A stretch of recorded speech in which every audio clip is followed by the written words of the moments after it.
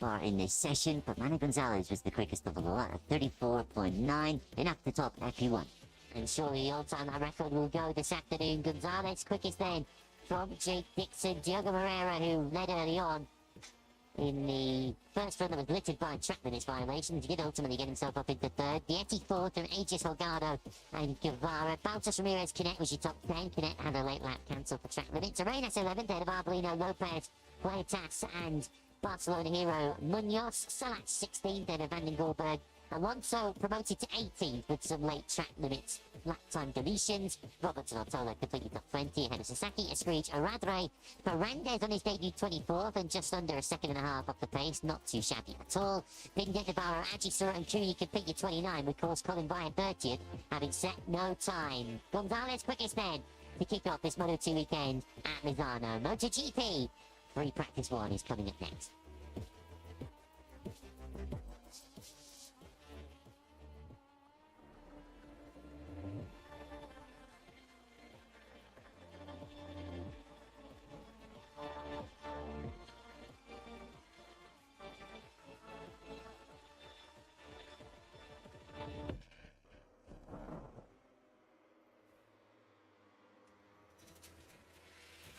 From Montmello to Misano, MotoGP has made the 1,300-kilometre trip from Spain's Mediterranean coast to Italy's Adriatic coast for the Red Bull Grand Prix of San Marino. Close to beach hotspots of Riccione and Cattolica, the Misano World Circuit Marco Simoncelli's our last Euro round until November, with Japan, Indonesia, Australia and Malaysia up next. FP1 starts chapter 16 next live. It's time for MotoGP.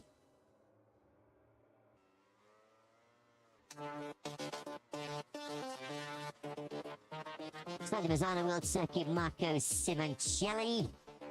Close to the beach hotspots of Rimini, Riccione, Cattolica. It's 4.226 kilometres length, just over 2.6 miles. Packed into that relatively compact layout of 16 corners. 10 of them right, 6 of them left. The second shortest straight on the Grand Prix calendar. MotoGP bikes just topping around 305 kilometres an hour. Around this layout, 32nd time we've had a Grand Prix in this part of Italy, known as the Motorsport Valley, of course. Braking hotspots, turn 1, 8, 9 and 10.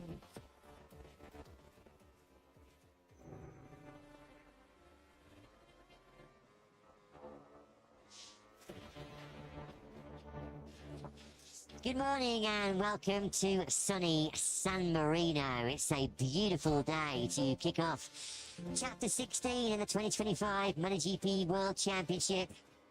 The action continues to come your way thick and fast, as we just mentioned in the build-up. This last European round until early November. We're about to go globetrotting, aren't we, in MotoGP, with the Overseas Flyway Tour of Japan, Indonesia, Australia and Malaysia looming large on the horizon. And it will be in Japan, most likely, where Marc Marquez will get his first match point, and Marc Marquez will most likely wrap up that 7th MotoGP World Championship. Alex Marquez's brilliant 5 days ago, his brilliant performance 5 days ago, in front of his home crowd at the Circuit de Barcelona, Catalunya, did prevent Marc from having the chance to win the World Championship here in Misano this weekend. So the title race rolls on into round 17 at least, over in Japan. But once again, Barcelona, as has been the story so much in 2025, was a battle of the Marquez brothers. This time around, for just the second time in his MotoGP career, it was Alex that prevailed after his record-breaking performance in qualifying, take pole position. What a brilliant response it was from Alex to win that Grand Prix under immense pressure from brother Marc after he crashed out of what looked a nailed-on victory in the sprint just 6 days ago. It's going to be a momentous morning here in Misano as well for Yamaha, the start of an exciting and ultimately what the Iwata factory hopes is a successful new era, as we are about to see for the very first time a competitive debut for their much talked about new V4 powered YZR M1. That will get its debut here today in the hands of test rider Augusto Fernandez.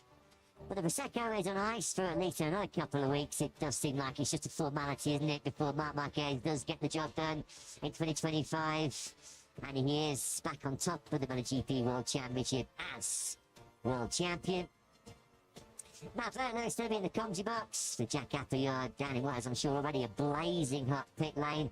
These are the maths. Mark will have a title chance in the Japanese Grand Prix if he has an advantage of 148 points or more at the end of this weekend's action here in San Marino. I think we can pretty much take it as read, Lewis, that he's going to get this wrapped up in Japan, because his advantage at the moment is 182, so he has to lose a lot of points this weekend if he's not had the chance to wrap it up in Japan, but he doesn't have the chance to wrap it up here, and this is why. Alex Marquez taking the victory that many of us expect him to take 24 hours earlier, of course, when he crashed out of the lead of the sprint.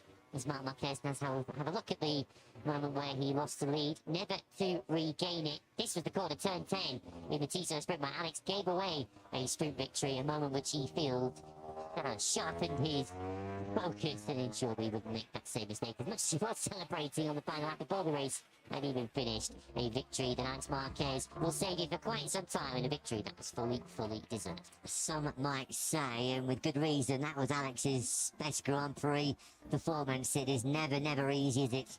You have to keep reading your pit board, +0, +0.1, at 93 in hot pursuit. Mark said all weekend, Alex had that upper hand of 1 or 2 tenths. We saw how strong he was in those final couple of sectors. And it was an important victory, as Alex told me in the pre-event press conference yesterday. His form had just taken a bit of a dip after what was an outstanding opening half for 2025. Of course, he suffered a left-hand fracture and that nasty collision with Pedro Acosta in Assen. And podiums and wins have been hard to find since that point for Alex. So it was a welcome return to the top step of the podium. And he takes another giant stride towards securing what would be a brilliant second overall in the championship. He's now 68 points ahead of Pecco Bagnaia in that particular battle. Yeah, there's the other side of the equation from Alex's point of view. If he's to stop Mark having an opportunity to win the championship next weekend, he has to gain 34 points. Essentially, the easiest way to think about that is Alex needs to do the double this weekend and then hope Marc Marquez scores no more than 2 points. And of course, it is worth noting, I mean, Marc Marquez, by his own admission, he was always felt like Alex was going to get his measure or get the better of him in Barcelona. And when you look at Barcelona being one of Mark's weakest tracks of the season, one of his weakest Grand Prix, well, he still left with 32 points. He won the sprint, bit of a gift, of course, after Alex's crash. He was second in the Grand Prix. He finished the top point scorer in that Barcelona weekend. So it just shows how strong Mark is. On weak tracks, he's still able to score big points. Well, this is the moment that Yamaha have been waiting so many years for, of course. A big break in their tradition, of course. Traditionally, they've been accustomed with the inline four-cylinder MotoGP engine, but this, as they say there on that graphic, the start of a new era. Finally, there's been so much talk, hasn't there, for the last 2 or 3 years.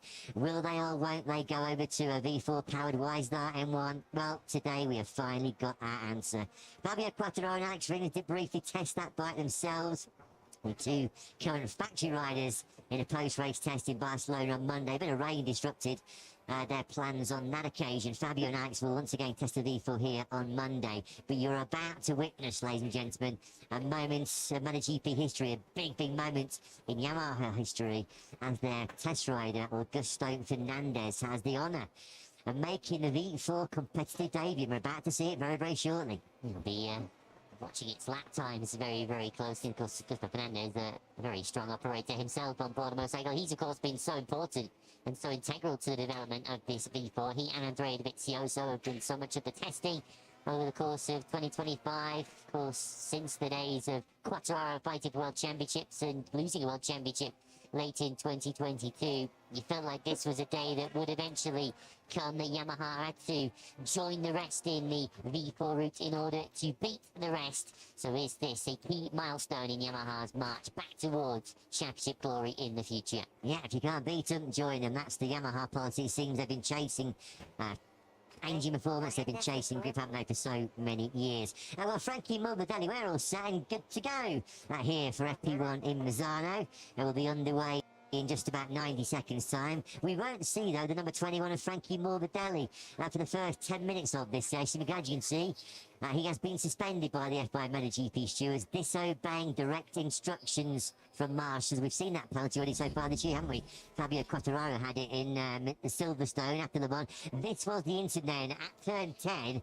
It was a poor turn 10, was it, all weekend for Frankie in Barcelona, because 24 hours before this, he'd slammed into reigning world champion Jorge Martin. A routine front-end washout for Frankie, but then he starts bickering and arguing his case with the marshals. They're telling him, no, you're not rejoining, you're not getting back on the circuit.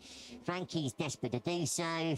Unfortunately, it was a battle that Frankie did not win, and he was given another rap on the knuckles. He's spending a little bit too much time in front of Simon Crowbar and co right now, isn't he? You can hear him shouting, and I think trying to stop Frankie there from restarting that bike. You could hear him there trying to start it. He won the argument, but ultimately paid a serious penalty for it in the end, with the first 10 minutes of this session being taken away from him. I guess this might be one of the circuits from the calendar where Frankie Morbidelli can absorb a punishment such as that. He's probably done more laps around the circuit than any other on the calendar across various track days, Grand Prix and all the rest of it across his career, but he will be a spectator with us for the next 10 minutes. The session starts now. Italian media reporting as well this morning that there was a meeting between F1 Chief Steward Simon Crowbar and Frankie and some of his team yesterday here in Misano, where I think he was told in no uncertain terms, enough is enough, clean up your act. We've seen you far too often this season, and we're going to start getting a little bit heavier, a bit more severe with the sanctions. So Frankie back on the naughty step. Who's going to take the first step to the top step of the podium in Misano here this weekend? And we just saw there Augusto Fernandez on the number 7 right, peel out on circuit on what is now the V4 Unleashed in the Grand Prix for the first time. Shows what good work Augusto has been doing behind the scenes for Yamaha, because as part of their big press announcement here in Misano yesterday unveiling the new V4, there was confirmation that Augusto Fernandez has signed a new 2-year extension with Yamaha to be very much part of their test and development team. He'll be featuring in a bunch of wildcards, and he is Yamaha's once again designated replacement rider should any of their quartet in 2026 get injured. So it just shows the value that Augusto Fernandez has brought to Yamaha as they've kept him on the books for the next 2 years. Here he is on board the V4 powered Yamaha, putting in his first competitive laps, and there is a key distinction here, and Yamaha will make his distinction yesterday. And of course, they've been very, very careful to manage the mileage and also manage how hard they push this V4 prototype over the course of the year so far. They do say that all of their in-house targets have been met to get them to this point, but they now want to put this motorcycle, and more to the point, the engine within it, under the stresses and the rigours of a competitive Grand Prix weekend, which is a different matter altogether to testing, where of course you're not in any kind of competitive pressures, you're not limited by the sessions and the format of the weekend. This is the first time competitively that this V4 will be put through its paces. You can now have a listen to it.